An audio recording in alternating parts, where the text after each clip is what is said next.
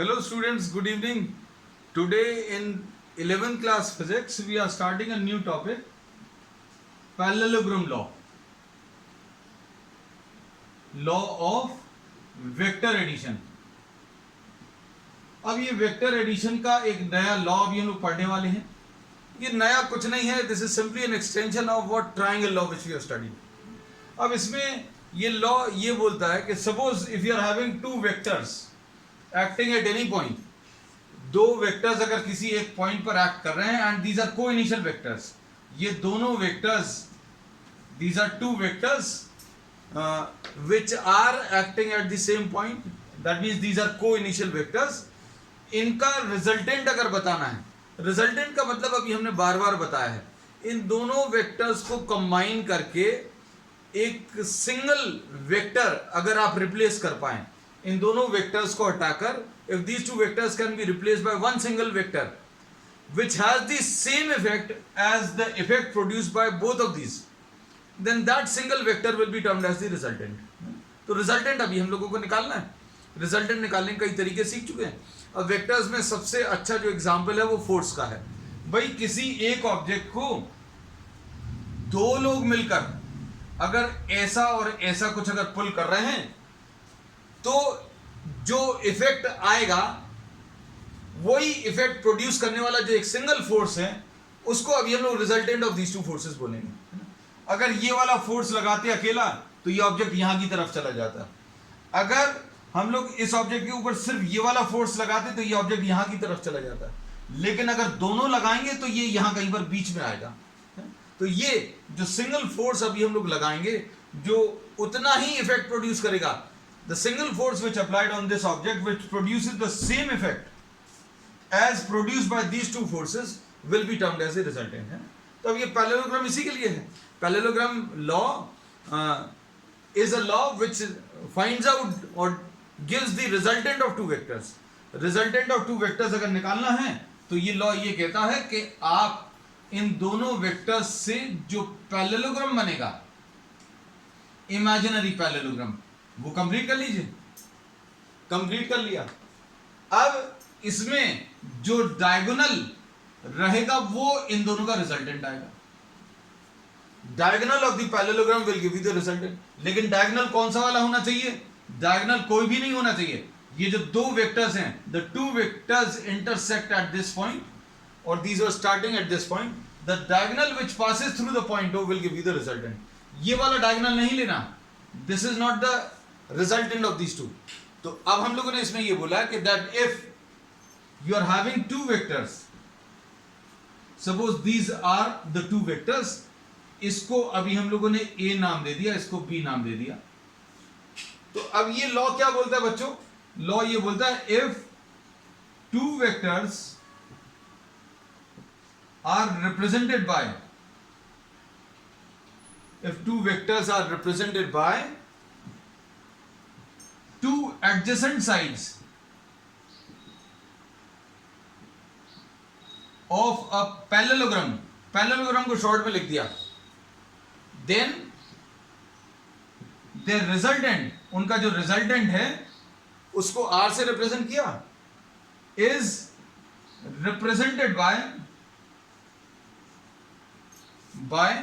the diagonal of the parallelogram. लेकिन diagonal भी कौन सा वाला लेंगे बच्चों? Diagonal which passes through the common point. Diagonal which passes through the common point of the two vectors.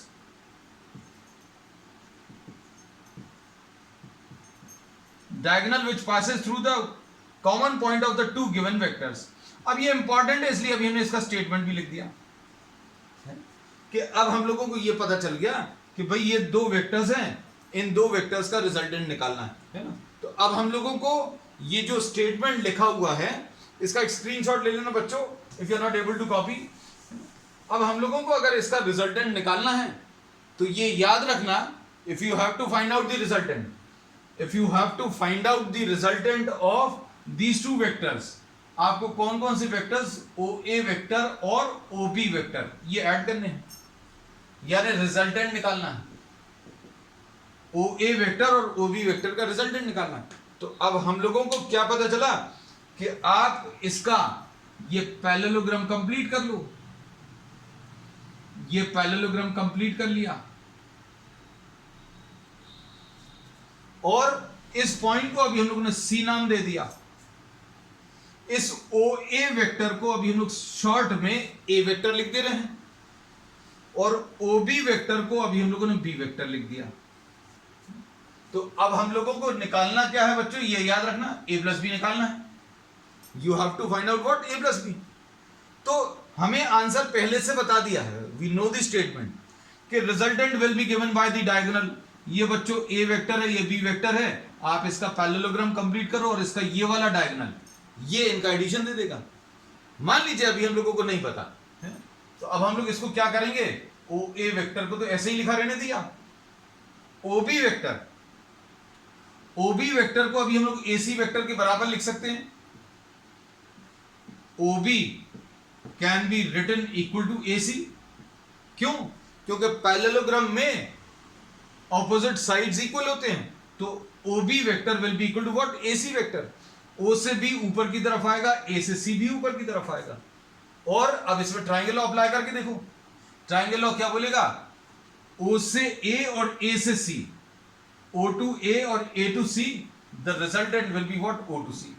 हमने इसको ट्राइंगल लॉ को याद रखने की ट्रिक बताई थी, क्या कि भाई पहला वेक्टर जहां पर खत्म होता है वहां से दूसरा वेक्टर स्टार्ट होना चाहिए और रिजल्ट में क्या होगा, ये कॉमन पॉइंट अलग हो जाता, O C will be the answer. So this is the trick. So what you get, the resultant of O A and O B आपको मिल गया और रिजल्टेंट ऑफ ओ ए और ओ बी इसको अभी हम लोगों ने आर लिख लिया। तो ये तो ग्राफिकल मेथड है। ग्राफिकल कैसे है, हम बार बार हर चीज आपको डिटेल में बताते हैं। तो जैसे suppose for example if you are having two vectors, suppose imagine करो आपने एक कोई बुक रखी हुई है, this is a book which is placed on the table and someone is pulling this with a force of 10 newton and another person is pulling this with a force of 15 newton. या suppose इसको अभी हम लोग 15 ले रहे हैं क्योंकि diagram हमारा बिल्कुल वैसे ही है, 15 newton and someone else is pulling with a force of say 10 newton and the angle between the two pulls, इस स्टूडेंट का पुल और स्टूडेंट का पुल, इन दोनों के बीच में एंगल 60 डिग्रीज का है। अब इसका इफेक्ट बताना है, तो इफेक्ट बताने के लिए बच्चों geometrically you can do the construction. कैसे? तरीका अभी हमने ट्रायंगल लॉ में भी सिखाया था, यहां पर भी सिखा दे रहे हैं कि भाई आप एक 15 सेंटीमीटर की लाइन ड्रॉ करो, 15 सेंटीमीटर की, draw a line of length 15 centimetre. फिर उसके बाद क्या करोगे, ये 10 सेंटीमीटर की लाइन ड्रॉ कर ली, लेकिन कितने एंगल पर करो, 60 डिग्रीज पर। तो क्या करना पड़ेगा पहले बच्चों, पहले 60 डिग्रीज का एंगल बनाया, उसके ऊपर 10 सेंटीमीटर का एक कट लगा लिया, तो ये 10 सेंटीमीटर का आ गया। अब इतना काम तो हो गया। इसके बाद क्या करोगे, यहां से इसके पैरेलल लाइन ड्रॉ करो, है ना, पैरेलल लाइंस ड्रॉ कर सकते हैं, ड्रॉ कर लेना। फिर इसके पैरेलल यहां से एक लाइन ड्रॉ करो, तो ये पैरेललोग्राम कंप्लीट हो गया। फिर इसको आप स्केल से मेजर कर लेना, measure this diagonal with the help of the scale, that will give you the answer कि भाई combination of 10 newton and 15 Newton acting on this book at an angle of 60 degrees will have a resultant of this much। Resultant निकालकर check कर देखिएगा। अब graphical approach के बाद बच्चों अब हम लोग इसमें पढ़ेंगे analytical approach, which is the most important part of this parallelogram law. कि भाई अभी हम लोग जब से बातें कर रहे हैं रिजल्टेंट निकालने की, और बार बार अभी we come and leave at a stage where we say that you will have to do the construction, है ना। So now we try to find out a method in which we will not be requiring the construction, है ना। और अभी आप analysis की मदद से या एनालिटिकली आप रिजल्टेंट कितना आएगा वो निकाल सकते हो, है ना। अब देखना बच्चों ध्यान से, आई am redrawing the diagram, resultant कैसे निकालना है, इसमें अब किसी कंस्ट्रक्शन की जरूरत नहीं पड़ेगी, है ना। तो अब हम लोग ये कहते हैं, सपोज आपको ओ ए वेक्टर और ओ बी वेक्टर ये ऐड करने थे, इनको अभी हम लोगों ने नाम दे दिया था a plus B. O A vector और ओ बी वेक्टर जिनको आपको ऐड करना था, उनको अभी आपने नाम दे दिया a और b। और इन दोनों का जो रिजल्टेंट है बच्चों, इनका जो एडिशन है उसको आर बोल दिया। अब हम लोगों ने ये कहा just for simplicity we will be simplifying the notation. अब जैसे अभी हम लोगों को मैग्नीट्यूड ऑफ ए, इसकी अगर जरूरत है तो अभी हम लोग इसको ए लिख देंगे। तो बार बार ये नहीं लगाना पड़ेगा कि भाई ये वेक्टर ए है, ये उसका मैग्नीट्यूड है ना। इतना लिखने की जगह अभी हम लोग सिंपली इसको ए लिख देंगे विदाउट वेक्टर साइन, ये याद रखना। अब ऐसे ही एक और सिंप्लीफिकेशन अभी हम लोग करेंगे कि बी वेक्टर का मैग्नीट्यूड अभी हम लोग बी से रिप्रेजेंट करेंगे। बी वेक्टर लिखना पड़ेगा नहीं तो पहले, फिर मैग्नीट्यूड लिखना पड़ेगा, है ना। उसकी जगह अभी हम लोग क्या करेंगे, सिंपल बी लिख दिया। अब देखना, हम लोगों ने इतना तो सीख लिया है कि भाई इन दो वेक्टर्स का अगर आपको रिजल्टेंट निकालना है तो इन दो वेक्टर्स का रिजल्टेंट निकालने के लिए आपको क्या करना पड़ेगा, डायगोनल की लेंथ कैलकुलेट करनी है। और डायगोनल की लेंथ कैलकुलेट करने के लिए अभी हमने आपको इसके जस्ट पहले एक ग्राफिकल अप्रोच तो बता दी है ना। तो अब हम लोग उसको छोड़ रहे हैं। Suppose angle between A and B, let the angle between A and B vector is theta. क्योंकि वेक्टर्स अगर हैं तो आपको डायरेक्शन तो मालूम होना चाहिए। तो angle between A and B is theta, है ना। So I am redrawing all these facts which I have taken in a new notation। इन सबको अभी हम लोग ड्रॉ कर ले रहे हैं। तो बच्चों ये एक वेक्टर है, ये ए वेक्टर है, और उसका जो मैग्नीट्यूड है वो अभी हम लोगों ने ए लिख दिया, ओ ए। और अगर किसी को कहीं पर भी अगर डाउट है तो इसके जस्ट नीचे लिख लेना that magnitude of vector A is equal to A. फिर थीटा एंगल पर बच्चों ये आपको कौन सा वेक्टर है, बी वेक्टर है। और अभी हम लोग यहां पर लिख लेंगे magnitude of B is equal to B, and we are writing this as the point B. Resultant अगर आपको निकालना है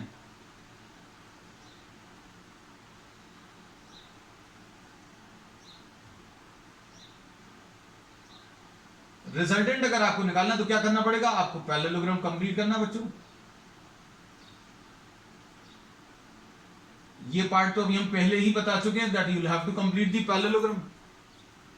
और पैरेललोग्राम का ये डायगोनल जो है, पैरेललोग्राम का ये डायगोनल ये रिजल्टेंट दे देगा, इसको आर बोल दिया।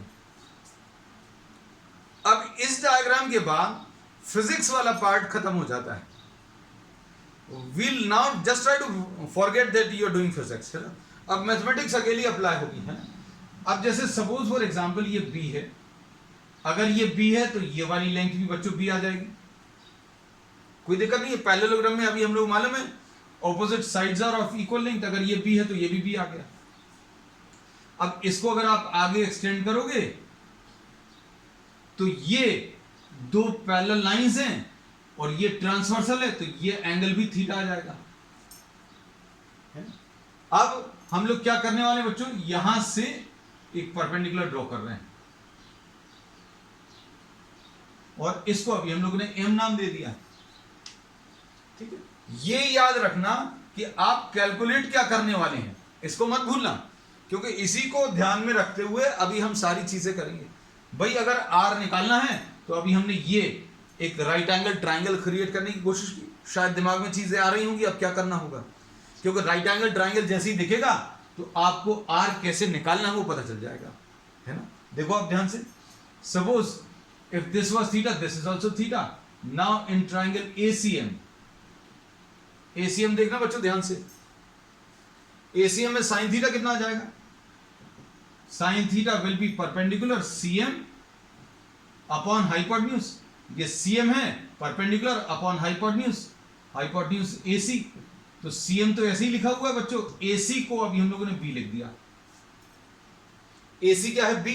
बी क्यों है, क्योंकि ये इसका ऑपोजिट साइड है और पैरेललोग्राम के ऑपोजिट साइड्स इक्वल होते हैं। भाई ये वेक्टर है, वेक्टर का जो मैग्नीट्यूड है बी है, मतलब ये लंबाई, ये मैग्नीट्यूड जो है बी है, ये अभी हमने यहां पर मार्क की है। अब देखो इससे सीएम मिल गया, सीएम बच्चों कितना आ जाएगा, बी साइन थीटा।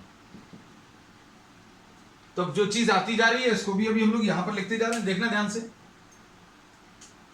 ये अभी हम लोगों ने लिख दिया b साइन थीटा। अब देखना अच्छे से, इसमें ये वाली जो लेंथ है वो a थी। अब देखो इसके बाद इसी ट्राइंगल में अब हम लोग ले रहे हैं cos थीटा। इस ट्राइंगल में cos थीटा अगर आप लोगे ट्राइंगल ACM में तो क्या आ जाएगा? If you take cos theta in the same triangle, then cos theta will be equal to cos theta will be base upon hypotenuse। इसका बेस बच्चों AM है,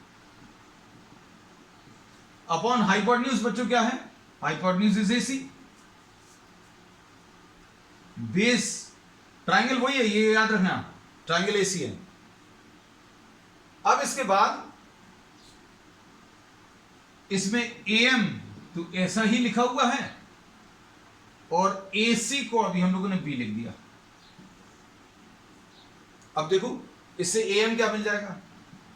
AM की वैल्यू बच्चों B cos थीटा आ जाएगी। AM is equal to what? B cos theta. अब इसके बाद बताओ और क्या कर सकते हैं?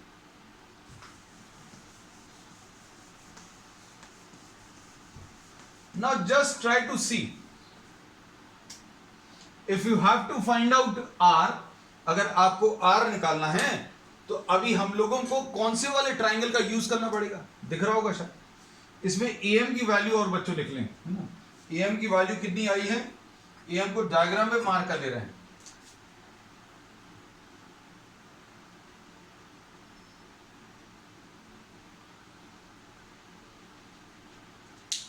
इस पॉइंट को अभी हम लोग M लिख दे रहे हैं। अब देखो, अब इसमें अगर आपको R कैलकुलेट करना है तो R कैलकुलेट करने के लिए कौन सा वाला ट्राइंगल दिख रहा है? Triangle OCM। ट्राइंगल OCM देखो, ट्राइंगल OCM, इसमें अगर आपको R निकालना है तो OC square will be equal to OM square plus CM square. ऐसे ही कर सकते हैं। इसमें आपको OC square will be equal to what? OM square plus CM square. अब OC स्क्वायर मतलब कितना आ गया? R square. R स्क्वायर आ गया। अब OM कैसे मिलेगा? OM दिख रहा होगा आपको। OM अगर नहीं दिख रहा है तो यहां पर अभी हम लिख दे रहे हैं रेड कलर से अलग ही। OM कैसे मिलेगा बच्चों? OA plus AM। OA plus AM यानी कि ये कितना आ जाएगा? A plus B cos theta. जो काम की चीज है वो अभी हमने अलग मार्क कर दी। OA की वैल्यू A थी और ये B cos थीटा। अब कितना आ जाएगा? OM की value A plus B cos theta whole square plus CM देखो तो CM ऑलरेडी बना हुआ है, कितना है? B sin थीटा का होल स्क्वायर। R मिल गया, कितना आ जाएगा? R square will be equal to A square plus B square cos square theta plus 2AB cos theta. इसमें क्या लगा दिया? X plus Y the whole square. X plus Y whole square अगर आप लगाओगे तो क्या आ जाएगा? X square plus Y square plus 2xy plus B square sine square theta. अब इन दोनों में से देखना ध्यान से, कौन से वाले दोनों टर्म्स में से? इन दोनों टर्म्स में से हम लोग क्या चीज कॉमन ले सकते हैं? B स्क्वायर कॉमन ले सकते हैं। तो R स्क्वायर बच्चों क्या आ जाएगा? A square plus B square. B square अगर कॉमन लिया तो बच्चों कितना आ जाएगा? cos square theta plus sign square theta, ऐसा कुछ आएगा, प्लस 2AB cos थीटा। अब इससे R स्क्वायर की वैल्यू कितनी आ गई? R स्क्वायर की value A square plus B square cos square theta plus sign square theta की वैल्यू 1 है। अब प्लस 2AB cos थीटा। तो अब हम लोगों को R की वैल्यू कितनी मिल गई? Under root of A square plus B square plus 2ab cos theta, ऐसे कुछ आ गया। So here you got a result. Actually you got a result to find out the resultant of two vectors. आपको एक ऐसा equation मिल गई, एक ऐसा result मिल गया जिसकी मदद से आप रिजल्टेंट निकाल सकते हैं, है ना। अभी तक हम लोगों को जितने भी मेथड्स मालूम थे वो सारे ग्राफिकल अप्रोच थे। हम बोलते थे पहले ये वाला ग्राफ ड्रॉ करो, फिर उतना एंगल ड्रॉ करो, फिर दूसरा वाला ड्रॉ करो, फिर या तो ट्राइंगल कंप्लीट करो या फिर पैरेललोग्राम कंप्लीट करो। So all of these were actually what, graph based. और ग्राफ के लिए accurate measurements are required. If you have to get the accurate result then accurate measurements और accurate drawing is to be required है। लेकिन अब हम लोगों ने बोला ये इस अप्रोच में you just require what, the values of A and B. जैसे अभी हम लोगों ने एक एग्जांपल दिया था, a book which is lying on the table and a student is applying a 15 newton force and another student is applying, ये अभी हमने एग्जांपल बनाया था ना, I just given you an example. ये 15 न्यूटन है and another one applying 10 newton and the angle between this is 60, है ना। So if you have to find out the resultant then no need of drawing the diagram. Put a equal to 15 and b is equal to 10. a की value 15 रख लो, b की value 10 रख लो और theta is what, the angle between a and b. Substitute the values, you will get the answer. That's all. तो अब हम लोगों को ये एक अप्रोच पता चल गई। तो इसमें करना क्या है ये याद रखें। तो पैरेललोग्राम लॉ में आज तो अभी हम लोगों ने ये सीख लिया कि if two vectors are represented by two adjacent sides of a parallelogram, then the resultant is represented by the diagonal. लेकिन डायगोनल भी कोई भी डायगोनल नहीं लेना। अभी हमने इसमें भी बहुत स्पेसिफिक होकर बोला है कि भाई अगर आपको ये दो वेक्टर्स हैं, आप अगर इसका पैरेललोग्राम बना रहे हो तो डायगोनल आपको लेना है। रिजल्टेंट अगर बताना है तो डायगोनल लेना है, लेकिन डायगोनल कौन सा वाला लेना है, जो दिए हुए वेक्टर्स के कॉमन पॉइंट, दिए हुए वेक्टर्स का कॉमन पॉइंट ये है, ये वाली डायगोनल लेना, दूसरी वाली डायगोनल नहीं लेना। ठीक है, याद रहेगा। अब हम आपको एक क्विक रिवीजन, जैसे बाद में अभी हम चीजों को सम अप करते हैं, एक quick revision of what we have done. इसमें अभी हमने बोला ये I rub this part and I redraw it, and क्योंकि आपको शुरू से आपको बताने में हमें भी मजा आएगा, आपको भी मजा आएगा, यू विल एंजॉय दिस। तो अभी हम लोगों को क्या दिया हुआ था, I will not do any calculations but I will simply repeat everything quickly. आपको ये दो वेक्टर्स दिए हुए हैं। अब इसको अभी हम लोगों ने इस लेंथ को a बोला, इस लेंथ को अभी हम लोगों ने a बोला और इसको b बोल दिया। ये वेक्टर साइन नहीं लगाना है बच्चों, क्योंकि अभी हमने बता दिया है।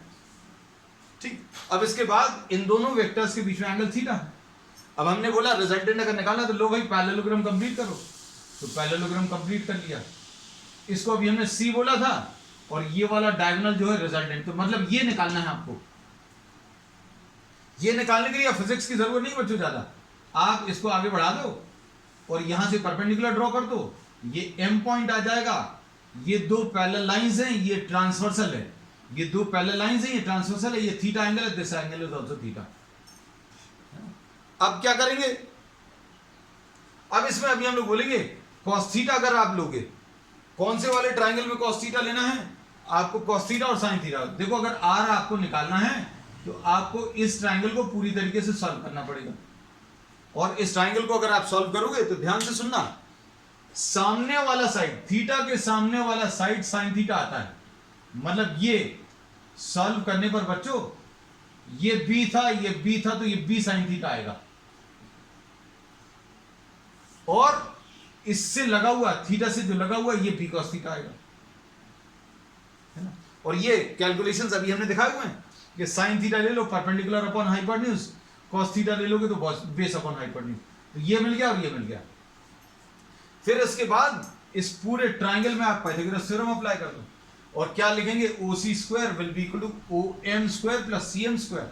OM निकालना है तो कैसे मिलेगा, OM will be A plus B cos theta, A plus B cos theta whole square, और ये CM यानी B sin थीटा।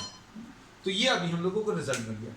तो अब हम लोग इसमें ये कहते हैं बच्चों, इसको देखकर that the resultant of two vectors depends on the magnitude of the two vectors. The resultant of two vectors depends on what, A and B. Resultant A और बी के ऊपर डिपेंड करेगा, साथ में थीटा के ऊपर भी डिपेंड करेगा। भाई थीटा अगर आप चेंज करोगे तो आंसर भी चेंज होगा। क्यों चेंज होगा? क्योंकि कॉस थीटा चेंज होगा। अब इसमें कुछ स्पेसिफिक केसेस अभी हम लेकर बता रहे हैं, अच्छे से समझना और उनको फील करना, क्योंकि physics is all about feeling, है ना। आपको अगर फील आ जाएगा तो मतलब फिजिक्स आपको बहुत अच्छे से बनने लगेगी। थीटा की वैल्यू जीरो, मन में आपको सारी चीजें इधर से भी फील हो जानी चाहिए। थीटा की वैल्यू जीरो मतलब ये जो दो वेक्टर्स थे, ये दो वेक्टर्स ऐसे थे, अब थीटा की वैल्यू जीरो मतलब दोनों एक ही डायरेक्शन में काम कर रहे हैं। अब दोनों वेक्टर्स अगर एक ही डायरेक्शन में काम कर रहे हैं तो उसमें भी आपको फिजिक्स से ज्यादा कॉमन सेंस की जरूरत है। भाई अगर 10 न्यूटन ऐसा लगा रहे हो, 15 न्यूटन भी ऐसे ही लगा रहे हो, तो आंसर क्या आ जाएगा? दोनों ऐड हो जाएंगे डायरेक्टली। ऐसा भी हम लोगों को लगता है, लेकिन करके देखो। थीटा की वैल्यू अगर जीरो है, ये पहला केस है, तो इसको अभी हम लोग थोड़ा इंपॉर्टेंट मार्क कर दे रहे हैं। क्या? Theta is equal to zero. Theta is equal to zero में क्या बोलेंगे बच्चों? आर की वैल्यू कितनी आ जाएगी? Under root of A square plus B square plus 2ab। Theta की वैल्यू जीरो पर cos theta will be cos zero, और कॉस जीरो की वैल्यू बच्चों कितनी होती है? 1 होती है ना? तो अब हम लोग क्या बोल सकते हैं? ये 1 आ गया, तो ये कितना आ जाएगा? a प्लस बी का होल स्क्वायर। तो r की वैल्यू कितनी आ जाएगी? a plus B. And in fact this is the maximum resultant which is possible. भाई दो अगर आपके पास वेक्टर्स हैं जिनका मैग्नीट्यूड 15 और 10 है, और हम बोलेंगे कि इनका मैक्सिमम आउटपुट चाहिए है, तो मैक्सिमम आउटपुट कब मिलेगा? जब दोनों एक ही डायरेक्शन में होंगे।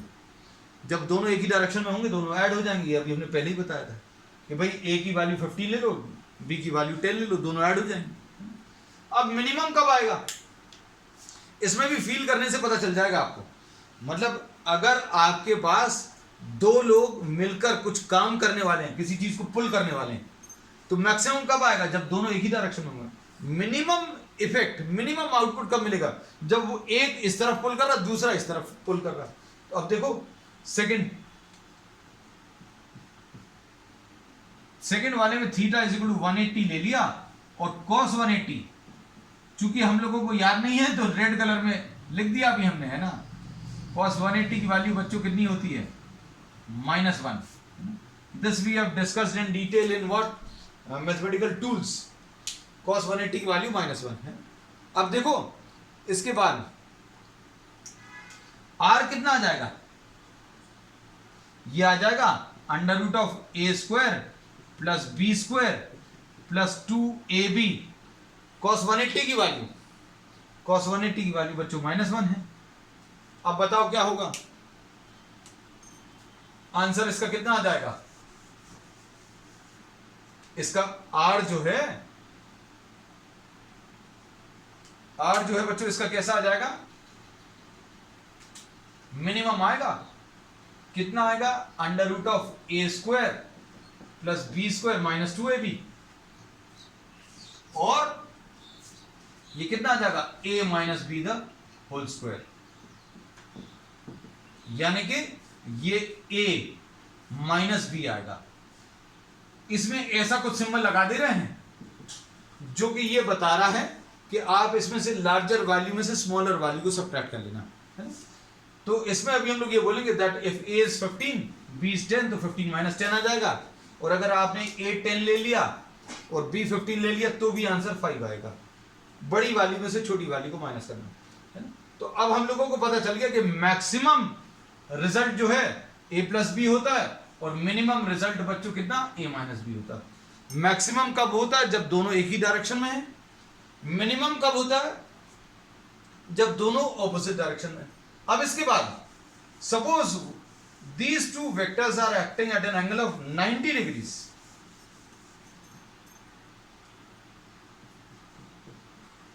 अब इसमें थीटा की वैल्यू बच्चों 90 ले लें। थीटा की वैल्यू अगर 90 ले लें तो cos 90 कितना होता है? cos 90 0 होता है। तो फॉर्मूला क्या है? फॉर्मूला तो रब हो गया बच्चों, है ना। r will be equal to under root of a square plus b square plus 2ab 2ab cos 90 cos theta है ना। अब इसकी वैल्यू 0 हो गई तो r की वैल्यू कितनी आ जाएगी, under root of A square plus B square. अब इसमें मैक्सिमम मिनिमम कुछ नहीं लिखेंगे क्योंकि ये इन दोनों के बीच की वैल्यू आएगी, मैक्सिमम और मिनिमम के बीच की वैल्यू आएगी, है ना। तो maximum resultant of two vectors is A plus B, minimum resultant is A minus B. अब इसके बाद किसी भी वेक्टर की डेफिनेशन तब तक इनकम्प्लीट है जब तक आपने उसका डायरेक्शन नहीं बताया। तो डायरेक्शन रह गया इसका, तो डायरेक्शन देखो बच्चों, डायरेक्शन इसका अगर आपको बताना है तो इस रिजल्टेंट का ए के साथ एंगल, रिजल्टेंट का किसके साथ बच्चों, ए के साथ एंगल निकाल रहे हैं। जैसा बता रहे हैं वैसा सुनना और समझना, आपको रिजल्ट याद हो जाएगा, है ना। अब हम आपको कुछ क्योंकि ट्रिक्स बताते चलेंगे कैसे चीजों को याद रखना है ना। अब नेक्स्ट चीज जो इसमें है काम की वो है डायरेक्शन ऑफ द रिजल्टेंट।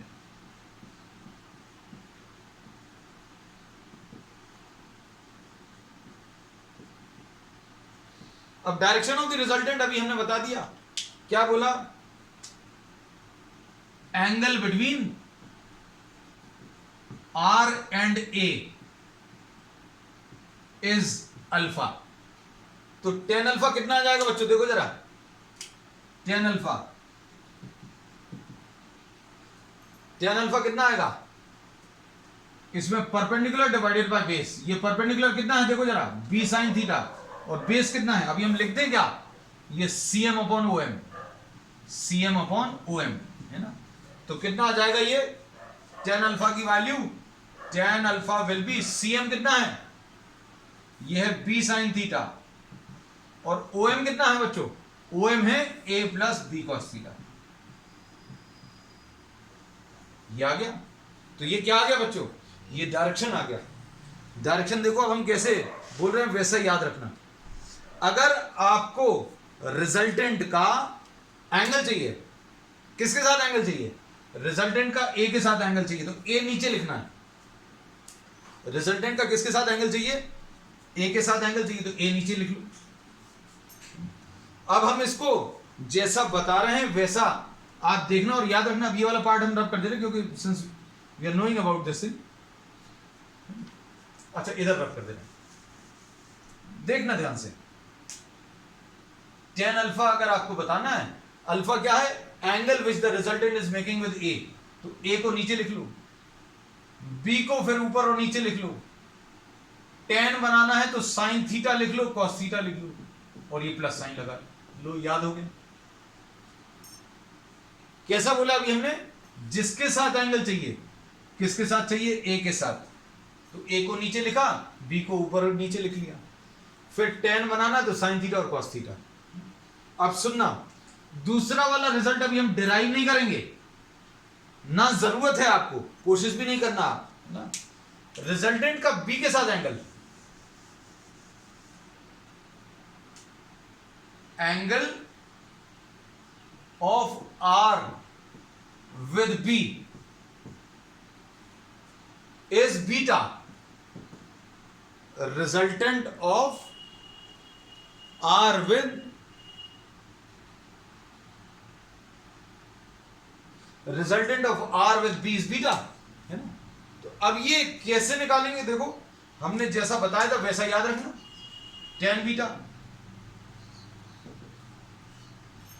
किसके साथ एंगल चाहिए भाई, आर का बी के साथ चाहिए, तो बी को पहले नीचे लिख लो। हम लोगों ने ऐसे ही बोला था कि भाई किसके साथ एंगल चाहिए, आपको आर का बी के साथ चाहिए, आर का बी के साथ एंगल, तो जिसके साथ एंगल चाहिए उसको नीचे लिख लो। दूसरे वेक्टर को ऊपर और नीचे लिख लो, ये लिख लिया। फिर उसके बाद क्या करोगे, ऊपर साइन थीटा लिख लो, नीचे कॉस थीटा लिख लो, भाई एक और रिजल्ट बन गया। So this is what, this is the angle which the resultant is making with B, है ना। कैसा बोला है, जिसके साथ एंगल चाहिए उसको नीचे लिखो, आर का बी के साथ एंगल चाहिए तो बी को नीचे लिखो, फिर ए को ऊपर और नीचे लिखो, फिर उसके बाद क्या करो, ऊपर साइन थीटा लगा लो, नीचे कॉस थीटा लगा लो, तो ये क्या बन गया, टैन बीटा बन गया। तो आज अभी हम लोगों ने बच्चों क्या किया है, हम लोगों ने रिजल्टेंट निकालने के तरीके सीखे, है ना। अब इसमें एक बहुत बहुत कॉमन क्वेश्चन ये है कि resultant of two vectors, two equal vectors is equal to the magnitude of the vector itself. क्या पता क्या बोला, resultant of two vectors of equal magnitude is equal to magnitude of one of the vectors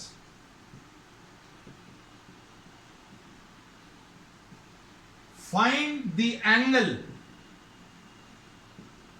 between the given vectors। हमने problem इसलिए लिख दिया ताकि आपको पता तो चले प्रॉब्लम्स आते कैसे। इन्होंने क्या क्या बोला है, दो वेक्टर्स हैं, वो दोनों इक्वल मैग्नीट्यूड के हैं और रिजल्टेंट जो है वो भी इक्वल है, ऐसे ही कुछ दिया है। देखो पढ़कर, resultant of two vectors of equal magnitude is equal to magnitude of one of the vectors, find the angle. अब इसमें देखो बच्चों, ये एक सिंपल सा क्वेश्चन अभी हमने ले लिया, हमने कहा आपको एप्लीकेशन भी पता चल जाए भाई कैसे प्रॉब्लम्स होते हैं। We'll be discussing the problems in detail on the next one, है ना, लेकिन आज सिर्फ आपको पता चल जाए कैसे प्रॉब्लम्स आते हैं। r is equal to A square plus B square plus 2ab cos theta, ये होता है। अब इसमें प्रॉब्लम को अगर आप ध्यान से पढ़ो तो r, a और b सब बराबर दिए हैं।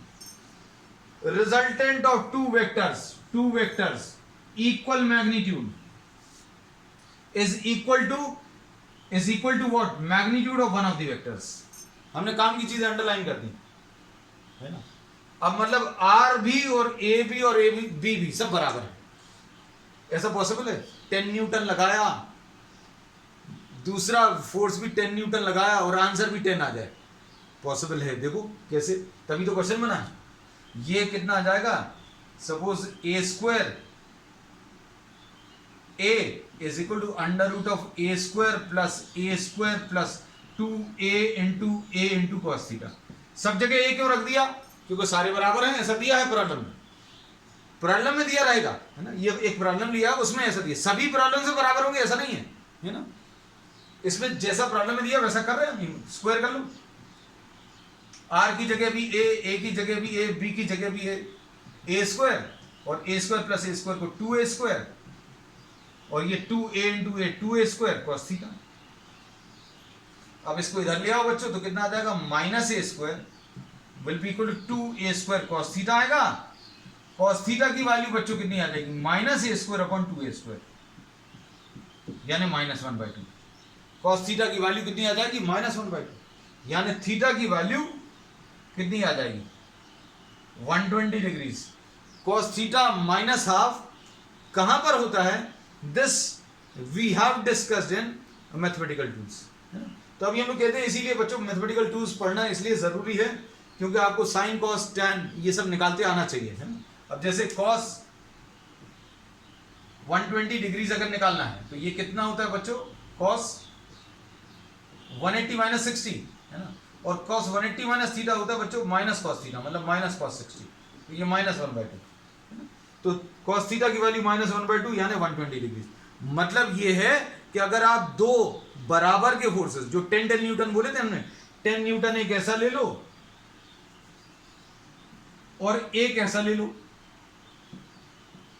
दोनों के बीच का एंगल कितना ले लो, ज्योमेट्रिकली कर देख लेना। आज इन दोनों के बीच का एंगल 120 डिग्रीज ले लो, तो इसका जो डायगोनल आएगा वो भी 10 ही आएगा, ठीक है।